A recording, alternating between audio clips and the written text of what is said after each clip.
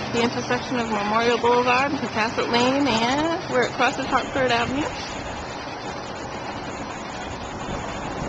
They are making changes to the crosswalk sign and light at Pocasset Lane, which is nice because a lot of people from Pocasset Bay Manor like to come over to the park and walk on a daily basis.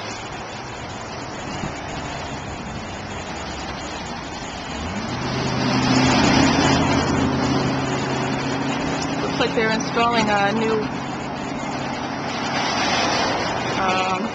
push-button crosswalk sign